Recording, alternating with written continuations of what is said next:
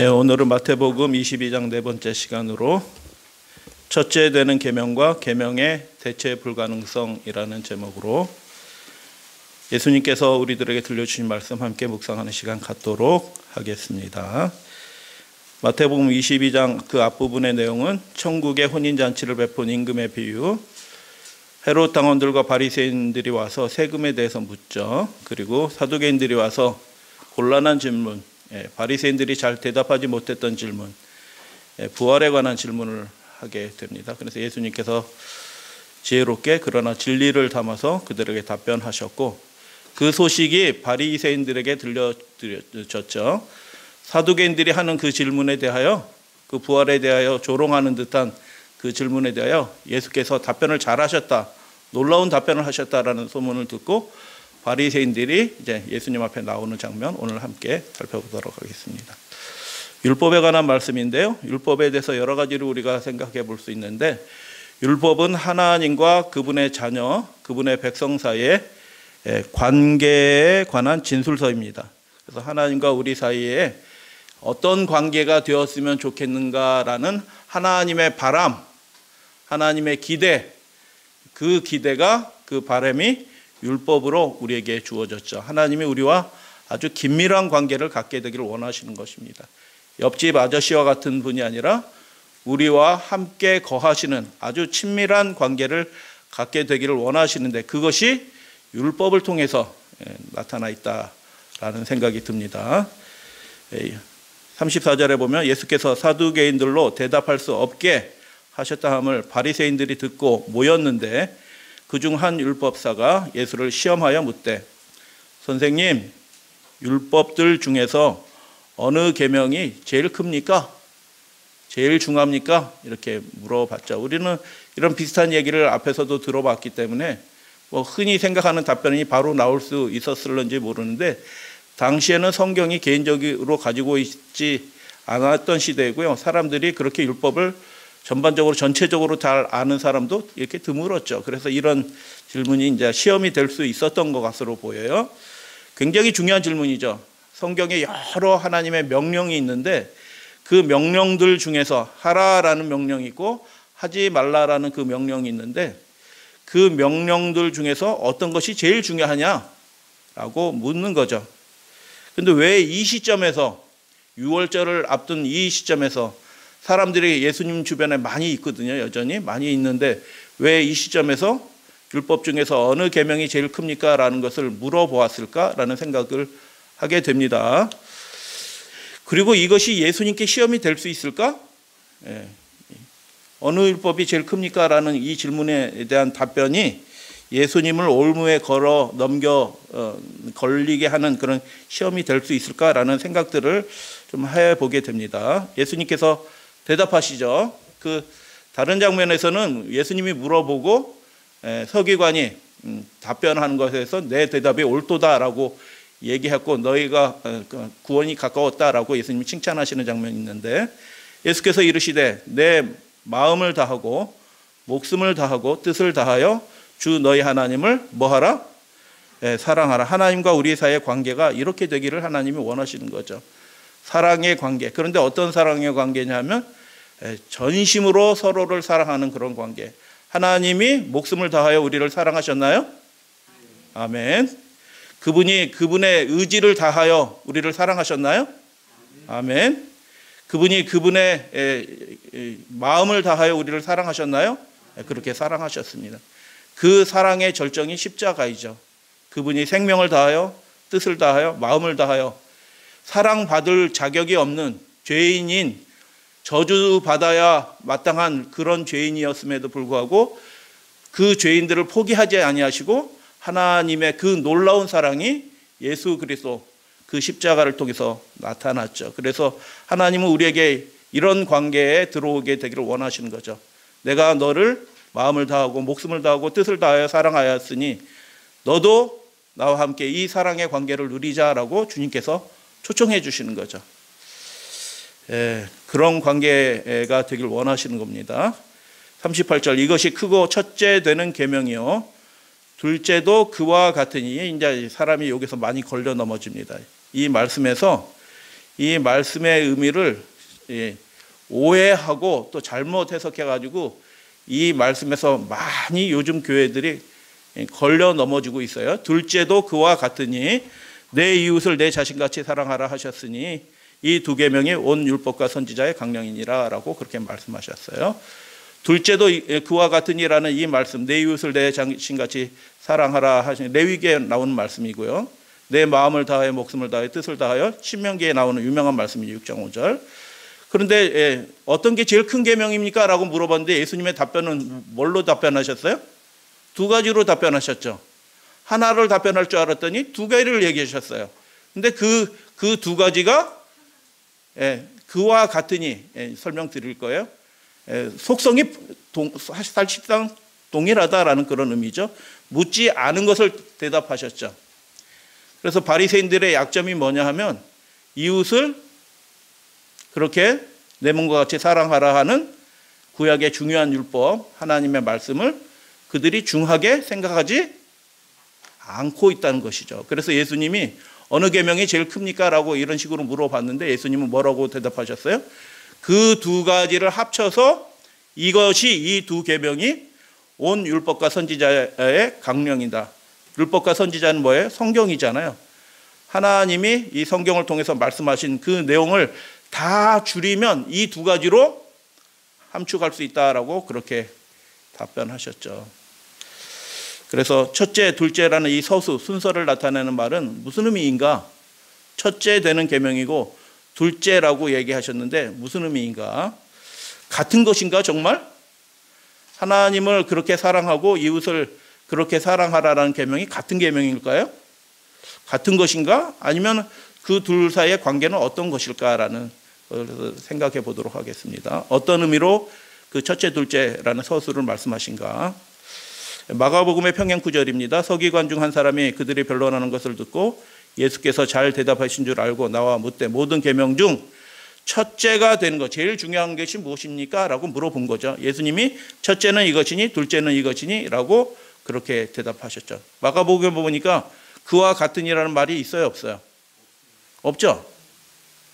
마가복음에는 없어요. 첫째는 이것이고 둘째는 이것이다. 그래서 이 진술 자체의 의미는 무엇이냐면 무엇이 제일 중요한 계명입니까? 라고 물어봤는데 그것에 대해서 예수님이 두 가지로 답변하고 이 두 가지가 성경 전체의 요약이다 라고 그렇게 말씀하신 거예요. 첫째가 있고 둘째가 있다라는 아주 분명한 순서적인 의미가 있는 거죠. 먼저 중요하게 여길 것이 있고 그것과 따라가는 것들이 있다라는 그런 말씀입니다. 이보다 더 큰 계명이 없느니라. 그래서 이보다는 이제 복수로 돼 있어요. 그래서 마태복음과 똑같죠. 이 두 계명이 온 율법과 선지자들의 강령이니라 하신 말씀과 동일한 말씀이죠. 그 이 두 계명이 가장 큰 계명이다 해서 한 세트로 제일 큰 계명 이렇게 말씀하신 것이죠. 그래서 첫째 계명이 우선하고요. 그리고 둘째 계명은 그에 따른 자연스러운 결론입니다. 순서가 있어요. 첫째와 둘째가 예수님이 그렇게 말씀하신 거예요.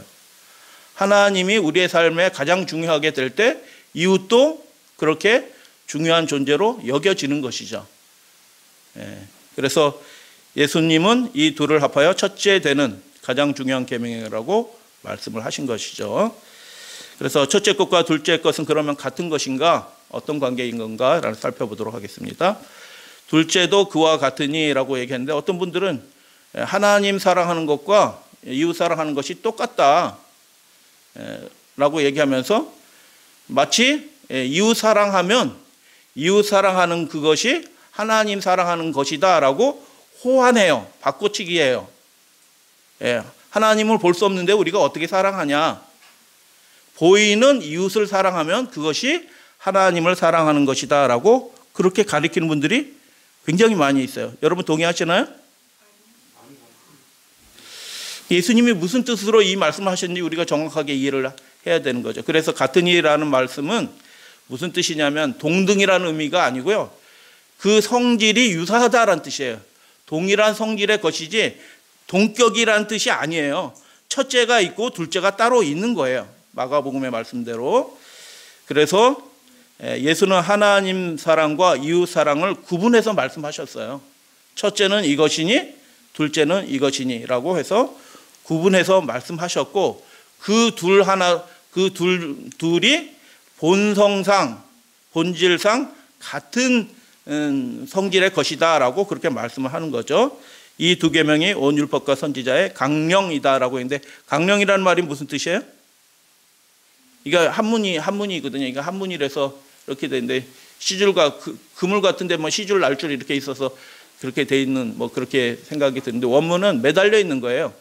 모든 하나님의 명령이, 율법의 모든 명령이 이 두 계명에 다 달려 있다, 이렇게 매달려 있다 이라는 뜻이에요.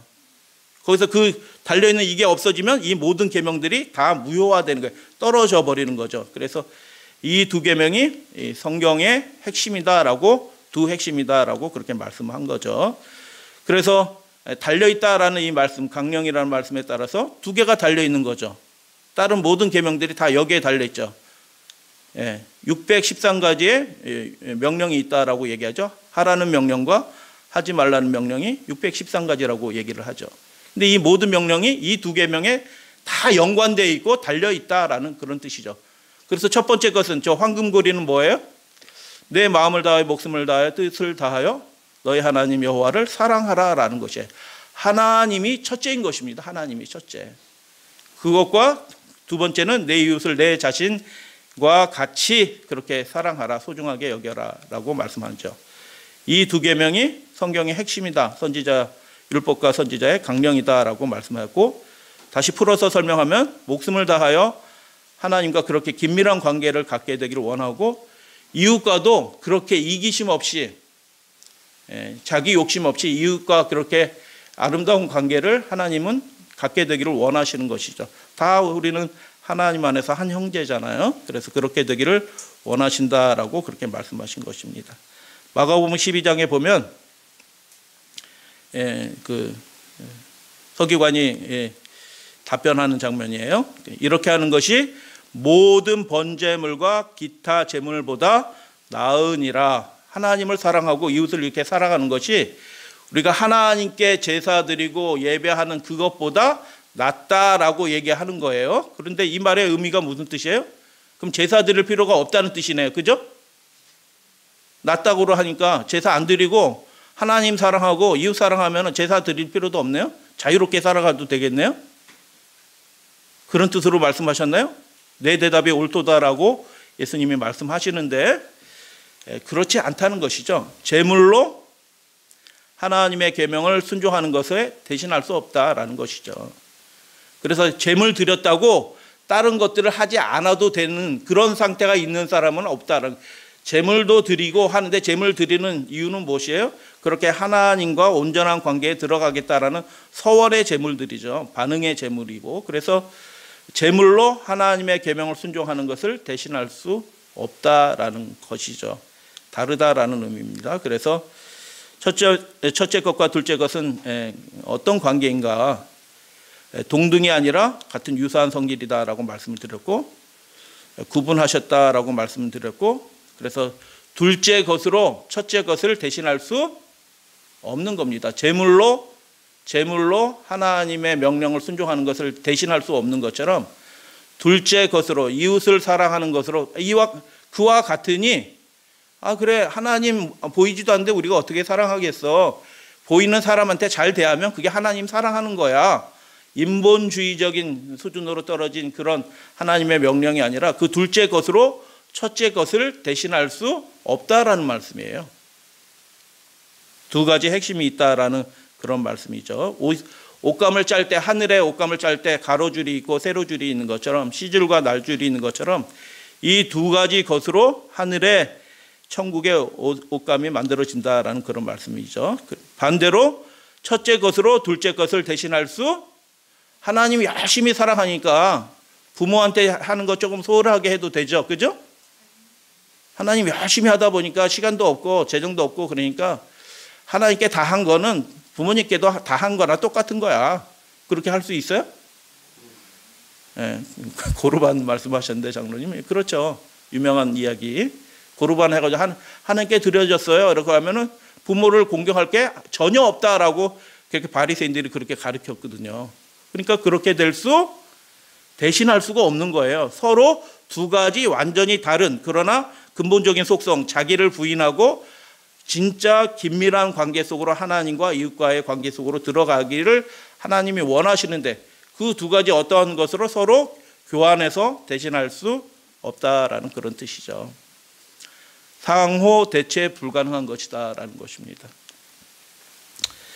이웃 사랑으로 첫 번째, 네 번째 계명을 나 외에 다른 신들을 내게 있게 말지니라, 너를 위해 새긴 우상을 만들지 말고 하나님의 이름을 망령되이 일컫지 말고 안식일을 기억하여 거룩하게 하라라는 그 명령을 이웃 사랑으로 대체할 수 완전히 다른 거예요.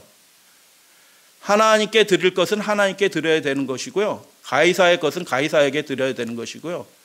하나님께 돌려드려야 될 것은 하나님께 돌려드려야 되고요. 부모님께 돌려드려야 될 것은 부모님께 돌려드려야 되는 거예요. 예수님은 그 두 가지 것들 중에 그 성격이 본성상 같고요. 두 가지 것으로 한 가지의 것을 피할 수 없다라고 말씀하신 것이죠. 근데 외식하는 자들은 어떻게 합니까? 바리새인들과 서기관들은 예수님이 계속 책망하시는 이야기들이, 마태복음 23장에는 바리새인들에게 화 있을진저 외식하는 자들이여 라고, 그 화 있을진저라고 얘기하는데 그게 몇 번 나오냐면 7번 나와요. 읽어볼 필요가 있어요. 예수님이 그렇게 격정적으로 다른 사람을 저주하면서 그렇게 말씀하신 때가 없어요. 7번이나 화 있을진저 이렇게 해서 나옵니다. 근데 그 중요한 이유는 뭐예요? 소경된 인도자여 하루살이는 걸러내고, 하루살이는 넘어갈 수도 있어요. 그거 뭐 연약해서 넘어가는 거 뭐 어떻게 하겠어요. 그런데 하루살이는 사소한 거는 하나님의 뜻대로 하는 척하고, 정말 자기의 육신의 안위와 이기심에 관련된 것, 자기의 중요한 것이라고 생각한 것은 자기 욕심대로 한다라는 것이죠. 누가요? 하나님을 사랑한다고 하는 사람들이 그렇게 하는 경우들이 종종 있어요. 그래서 하루살이는 걸러내고 약대는 삼키는도다라고 해서 그들을 책망하는 장면 나타나죠. 고르반 말씀하셨습니다. 그 부모를 공경할 것이 없다 하여 너희 유전으로, 하나님은 그렇게 말씀하지 않으셨어요. 예수님이 말씀하시잖아요. 둘째 것으로 이웃사랑의 계명으로 첫째 것을 피할 수 없는 것처럼 첫 번째 계명으로 둘째 계명을 피할 수 없어요. 둘 다 피할 수 없는 거예요. 본성상 속성상 같아요. 왜냐하면 하나님이 명령하신 건데 그 두 가지, 한 가지로 한 가지 것을 피할 수 있어요? 그럴 수 없다라는 것이죠. 그러나 너희는 성경을 이상하게 해석해가지고 너희 유전으로 하나님의 말씀, 하나님의 명령을 폐하는도다라고 예수님이 책망하셨죠. 같이 한번 읽어보도록 하겠습니다. 누가복음 11장 시작. 화 있을진저 너희 바리새인이여, 너희가 박하와 운향과 모든 채소의 11조를 드리되 공의와 하나님께 대한 사랑을 버리는도다. 그러나 이것도 행하고 저것도 버리지 아니어야 할 것이라. 그래서 형식과 그 내용들이 포기되는 것이 아니에요. 하나로 맞물려 있죠. 예배의 형식과 예배 드리는 그 마음이 따로 있는 게 아니죠. 하나님을 경외하는 것과 하나님을 경외하는 그 여러 가지 그 명령들과 진짜 하나님에 대한 사랑이 이렇게 다 구별되어 있지 않는 것이죠.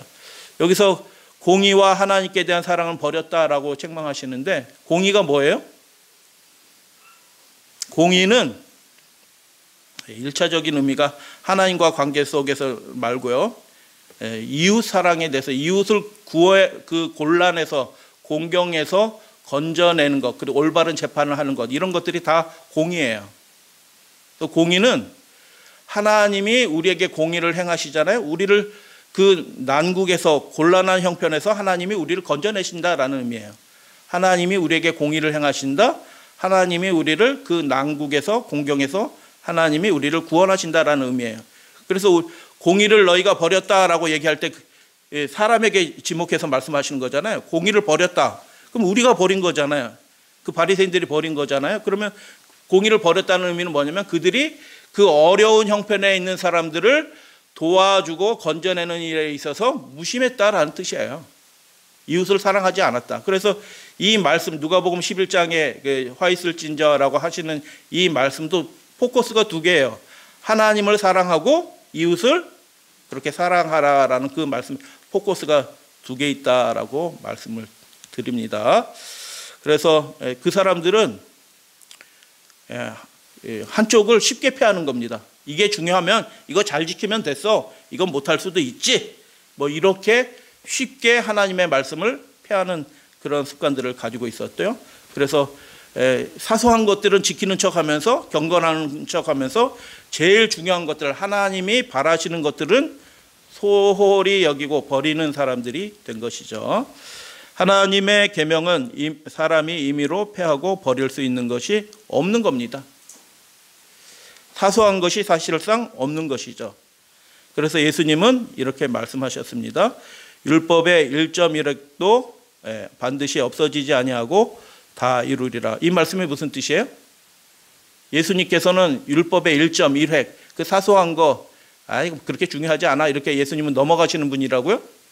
아니요. 예수님은 그 사소한 것도 바리새인은 그 사소한 거는 안 지켜도 돼. 중요한 거 지키느라고 그런 건 못 지킬 수도 있지.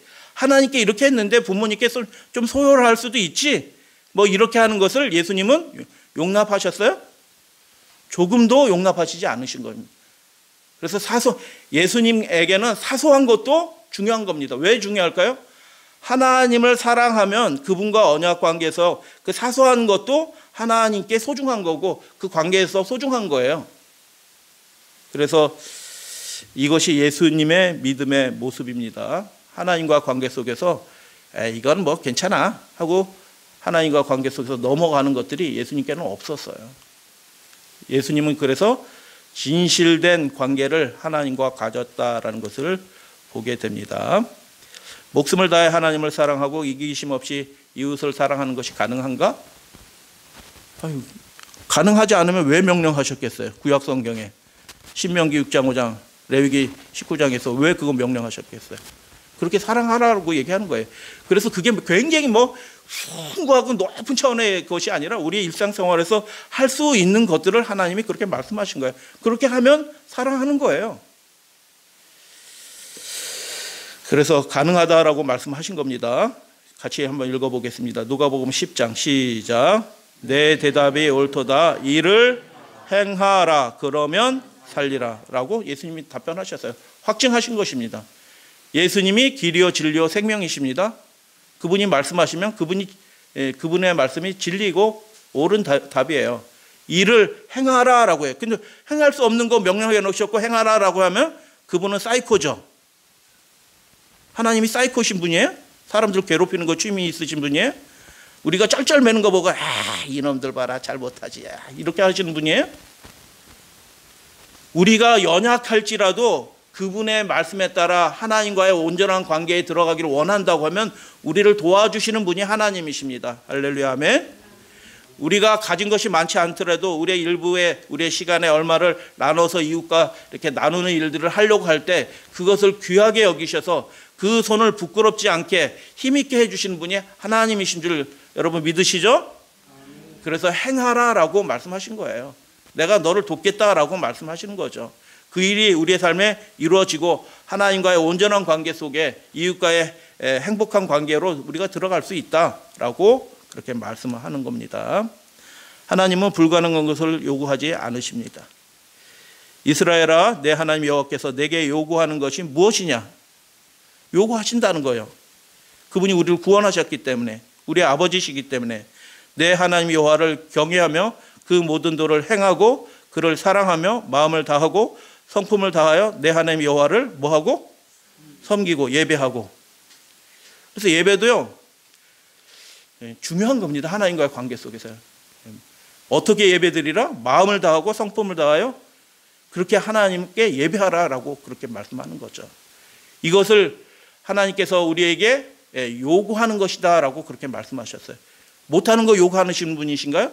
아니요. 이런 관계 속으로 그분과 우리 사이의 관계가 완전한 관계, 밀접한 관계, 예배를 통해서 하나님을 만나고 하나님을 경외하면서 우리가 하나님의 인도하심을 경험하고 그 도를 그분의 명령을 행하는 것이 우리의 삶의 원칙이 되고 기쁨이 되고 우리의 삶의 활력이 되기를 원하시는 것입니다. 할렐루야 아멘. 여러분, 하나님의 뜻을 행하면 기분이 좋던 건가요? 좋던가요? 힘이 쭉 빠지던가요? 여러분, 선생님 말씀도 너 이렇게 해와라 했을 때 한 선생님 말씀대로 뭐 이렇게 해서 딱 하면 선생님 뭐야? 아유 잘했어 이렇게 하면 기분이 좋던가요? 아우 나 힘들게 했어 다시는 안 해 이런 생각이 들던가요? 그분과의 관계가 밀접해지면 밀접해질수록 더 힘이 나고 더 기뻐집니다. 신앙생활은 그냥 맹숭맹숭한 게 아니에요. 그분과의 관계 속에 더 깊이 들어가면 들어갈수록 그 삶에 신령한 힘이 공급이 됩니다. 더 사랑하게 되고 더 기뻐하게 되고 더 감사하게 되는 일들이 가능하다. 그래서 이를 행하라라고 주님께서 친히 말씀하셨습니다. 신명기 30장 6절 말씀 같이 한번, 신명기에서 굉장히 중요한 말씀 중에 하나죠. 내 하나님 같이 봉독합니다. 시작. 내 하나님 여호와께서 내 마음과 내 자손의 마음에 할례를 베푸사 너로 마음을 다하며 성품을 다하며 내 하나님 여호와를 사랑 어떻게 하신다고요? 하게 하사. 우리가 그렇게 반응하게 되면요, 그 마음이 허지로 돌아가지 않게 만나 주신다는 얘기예요. 우리가 손을 내밀면 그 손을 붙잡아 주신다는 거예요. 하나님이 살아계심을 경험하게 해주신다는 거예요. 그래서 내 하나님 여호와를 그렇게 사랑하게 하신다라고 그렇게 말씀해 주셨습니다. 아유, 얼마나 감사한 일이에요. 하나님 살아계십니다.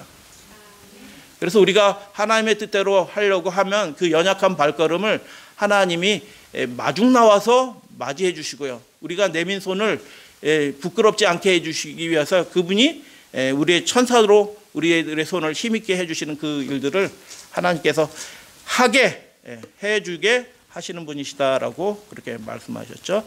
마음의 할례를 베푼다는 게 여기 뭐라고 말씀하셨어요? 마음을 다하여 성품을 다하여 사랑하는 관계 속에 들어가는 게 마음의 할례를 받은 거예요. 이스라엘 백성 특징이 있죠. 뭐예요? 남자들 다 그 성기에 할례를 했죠. 그게 이스라엘 백성의 언약의 아브라함 때부터 언약의 표준이잖아요.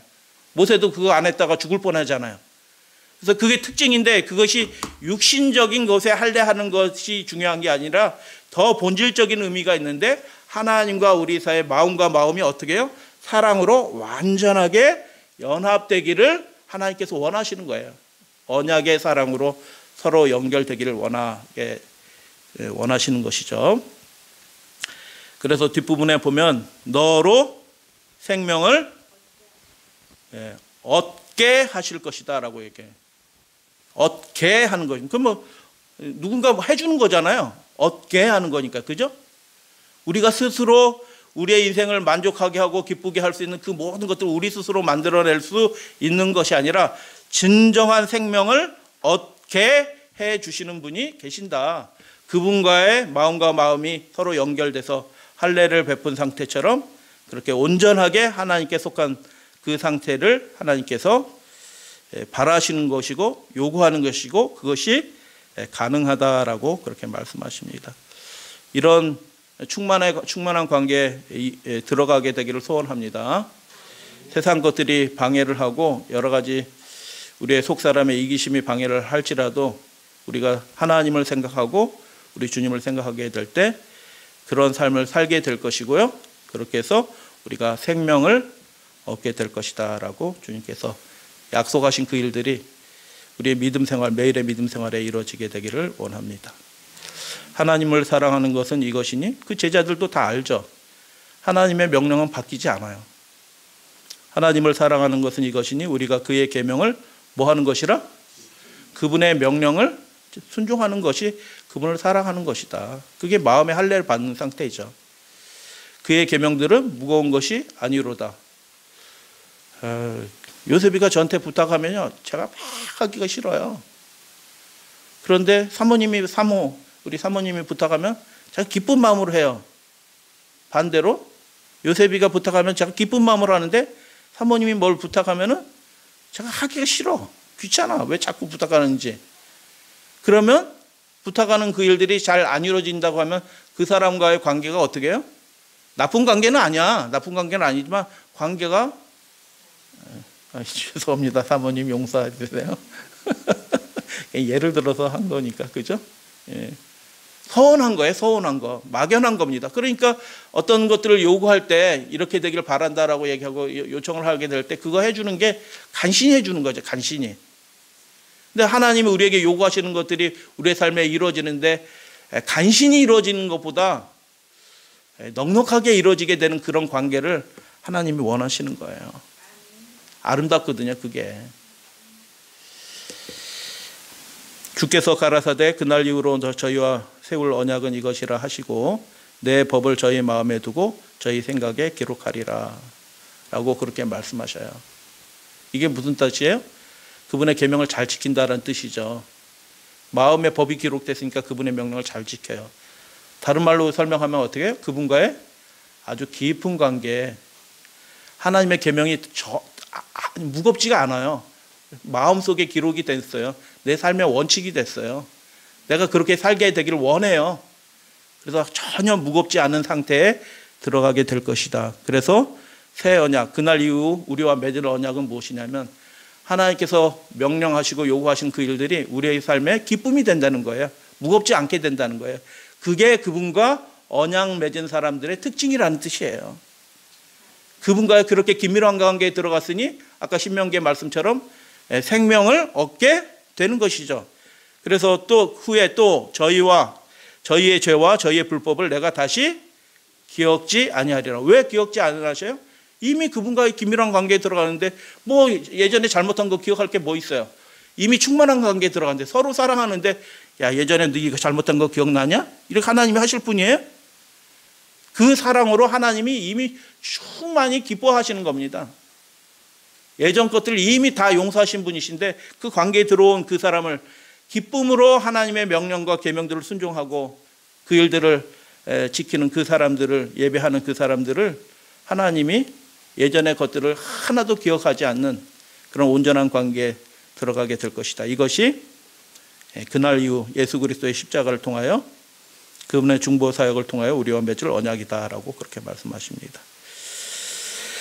예전에 우리 학교에 오셔가지고 대학에 오셔가지고 바포 목사 그분 제가 그분은 개인적으로 뭐 자세히 알지는 못하는데 관심이 있어가지고 제 청년 시절 때 그분이 뭐 20주년 뭐 무슨 그 기념 예배 드린다고 해서 100주년 기념회관 종로에 있는 100주년 기념회관에서 뭐 한다고 해서 제가 일부러 찾아가서 봤어요.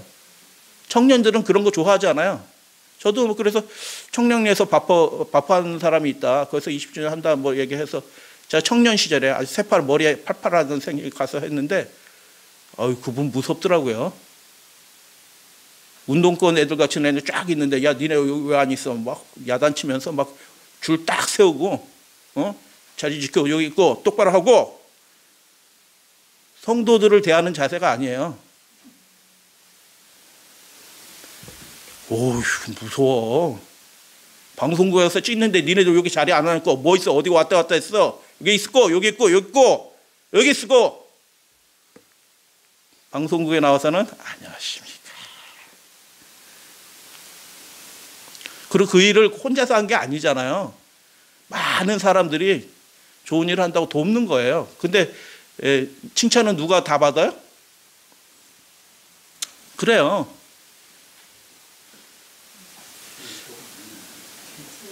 아니 저 이름 뭐 중요하지는 않아요. 그분 돈을 엄청 그 법인 만들어가지고 은행에서 돈 받고 막 이렇게 해서 뭐 엄청 부자인 거 아시죠? 예, 뭐 하여튼 그래요. 그래가지고 그냥 뭐 기도주의를 하고 막 하니까 뭐 우리 대학 학생들이 뭐 감동함을 받아가지고 뭐 막 울고 불고 하면서 막 사인해 주세요. 뭐 이렇게 됐나 봐요. 저는 뭐 그 나쁘다고 생각하지 않아요. 예. 그런 삶을 안 사는 사람이 있을까요? 기독교인 중에서 자기의 삶을 나누지 않는 사람? 저는 없다고 생각해요. 예수님을 사랑하는 사람 중에서 자기의 삶의 어떤 일정 부분들 나누지 않는 사람이 있나요? 다 나누죠. 선전하지 않았을 뿐이죠. 그런데 한 학생이 물어보죠. 우리 목사님이신데 10계명의 제4계명 안식일 계명에 대해서 어떻게 생각하십니까? 이렇게 물어봤어요. 어떤 학생이. 그분이 답변하셨죠. 다 그 학생들이 다 있는 데서. 예수님께서 다시 오실 때 뭘 물어보실까요?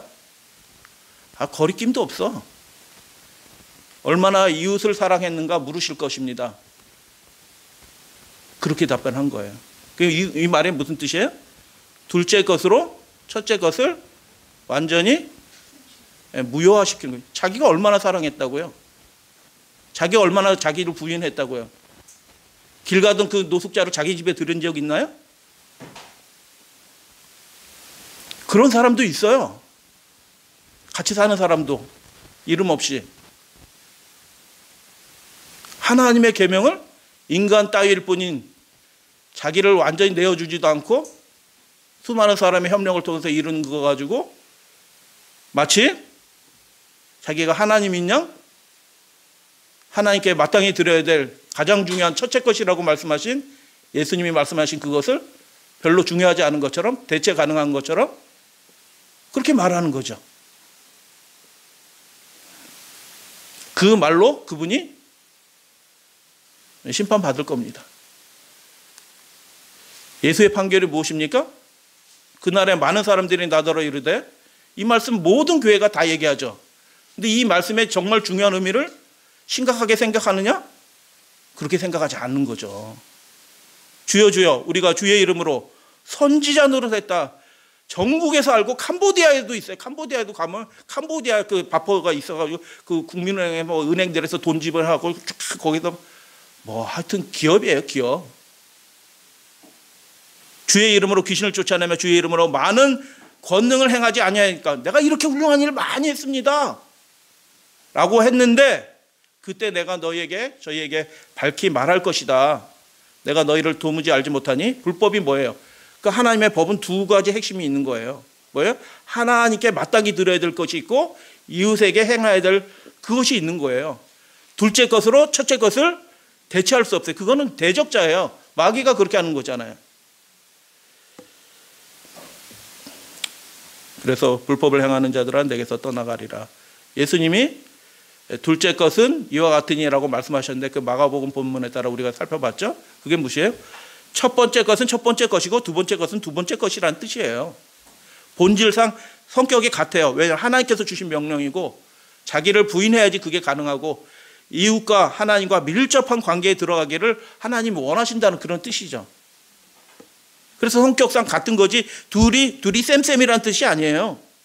하나님 사랑했으니 예배 드렸으니 이웃은 뭐 죽어나가도 상관없다 이런 뜻이 아니잖아요. 이웃에게 밥 몇 그릇 나눠주고 아유 제가 뭐 예배 못 드렸어요. 하나님 안식일 뭐 그렇게 중요한 거 아니잖아요. 뭐 이렇게 얘기하는 참남된 일들을 이 시대에 많은 사람들이 하나님의 이름으로 하고 있는 것입니다. 예수님은 말씀하셨습니다. 내 마음을 다하고 목숨을 다하고 뜻을 다하여 너희 하나님 여호와를 사랑하라. 섬기라. 그의 명령을 받들라. 라고 그렇게 말씀하셨어요. 그렇게 하면 되는 것이고요. 첫 번째 고리가 없으면 두 번째 고리도 없는 거예요. 그 행위가 아무것도 아닌 것입니다. 내 이웃을 내 자신같이 사랑하라. 뭐 어떤 분들이 얘기해요. 신문에도 이런 얘기 나오죠. 코로나 방역은 이웃 사랑의 실천이다. 좋다. 뭐 넓게 봐서 인정하겠다라는 뜻이에요. 근데 그것을 그 명령으로 인간의 명령으로 하나님이 안식일날 성회로 모이라고 했는데 모이지 말라? 안식일에 천연계로 나가라 하셨으니 천연계로 나가는 게 예배다? 적은 무리 114쪽에 보면 이런 말씀이 있어요. 그러나 그들의 첫째 되는 의무는 하나님께 대한 것이다. 가이사 것은 가이사에게 하나님의 것은 하나님께 돌려드려야 한다. 하나님께서는 그대가 한 손은 믿음으로 그분의 강한 팔을 의지하고 다른 손으로는 사랑으로 죽어가는 영혼들을 향해 내뻗기를 원한다. 라고 그렇게 말씀하신 것입니다. 네. 교회 증언. 하나님께 대한 최고의 사랑을 마음에서 빼앗아가고 방해하는 것은 일종의 우상의 형태를 이루는 것을 보게 되었다. 이웃 사랑하는 게 우상이에요. 그게 우상 숭배라고요. 뭐 하지 않으면 하나님을 전심으로 그렇게 사랑하는 일에 하나님을 온전히 섬기는 일에 게을러지고 중요한 것처럼 생각하지 않으면 그 이웃 사랑하는 그 행위 자체가 우상 숭배라니까요. 반대도 마찬가지입니다. 그래서 우리의 삶에 선명한 두 가지 핵심이 있죠. 하나님을 그렇게 전심으로 그분과의 언약 관계에 들어서 그분의 명령을 순종하는 게 하나도 부담이 안 되고 기쁨이 되는 거죠. 이웃과의 관계 속에서도 그렇게 진실한 교제의 관계 속에 들어가게 되는 것을 원하는 것입니다. 질문 드리면서 이제 정리하겠습니다. 첫째 것과 둘째 것은 같은 것인가? 전적으로 살아가는 것은 마음의 할례를 받아야 가능한 것이라는 그 점에서 동일한 성질의 것이죠. 쌤은 아니라는 뜻입니다. 둘은 어떤 관계인가? 동일 성질의 것이지만 하나님을 사랑하는 것이 첫째라고 예수님은 말씀하셨어요. 이웃사랑은 하나님의 사랑에 대한 반응입니다. 나 같은 사람도 이렇게 사랑해 주셨는데 나도 사랑할 수 있겠지. 사랑하는 마음들이 주어지고 어떻게든지 도우려고 애를 쓰는 그런 마음이 생겨나는 것이 그게 우리의 반응이죠. 상호 대체 불가능한 것입니다. 첫째 것과 둘째 것이. 그래서 그것을 하나를 대체하고 하나를 무효화하는 사람들에 대해서 예수님이 화 있을 진저하고 7번이나 저주를 하셨어요. 무서운 말씀이라 능력 있게 주님을 위해서 대단히 뭐하고 신문에도 나오고 방송에도 나오고 그런 유명한 그런 분일지라도 그 하나를 하나님 앞에 만홀히 여기면 하나님이 뭐라고 말씀하셔요? 소경된 인도자여 화 있을 진저 구덩이에 너희들이 빠지리라 라고 그렇게 말씀하셔요. 상호 대체 불가능해요. 그래서 하나님의 명령은 엄숙한 거죠. 그분께 예배하는 일이 결코 사소한 것이 아니죠. 우상의 형태는 말씀드렸죠. 다른 것으로 하나님의 명령을 대체하는 것입니다. 하나님 대신 이거 받으세요. 이렇게 하는 게 우상 숭배라는 거죠.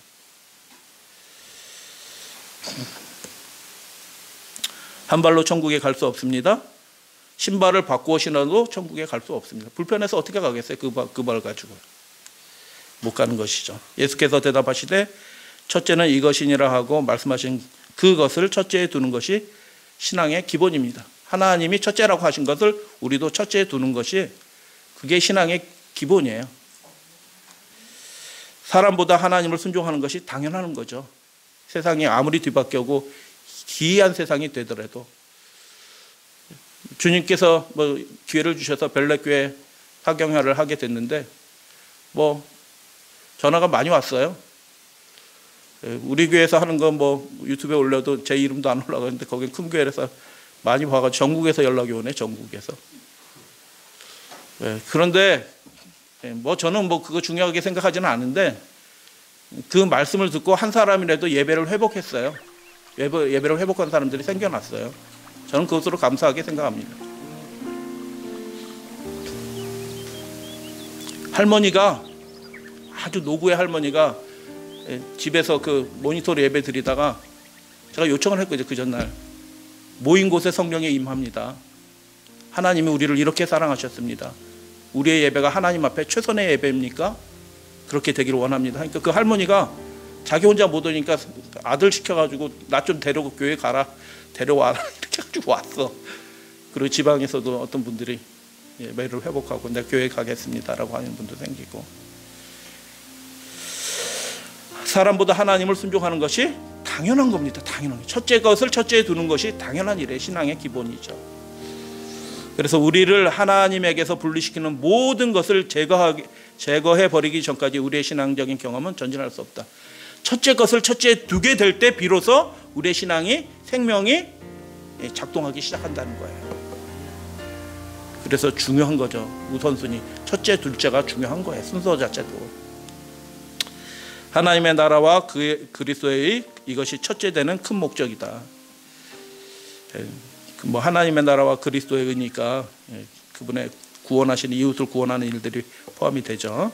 얻어야 될 다른 목적들은 그것들에 대해 2차적인 것이 되어야 한다. 세천사의 기별에 대해서도 이렇게 원고에 이렇게 말씀합니다. 세천사의 기별이 삼중기별이잖아요. 근데 거기서 제일 중요한 게 뭘까요? 첫째입니다. 첫째 없이면 둘째, 셋째도 없다라고 선지자는 그렇게 말씀합니다. 하나님을 경외하는 거예요. 하나님을 두려워하는 거예요. 하나님이 어떤 분이라고 말씀하셔요? 그 세천사가 크게 외치면서 하나님이 심판하시는 분이에요. 우리가 판단하는 게 아니고요. 그분이 판단하신다는 거예요.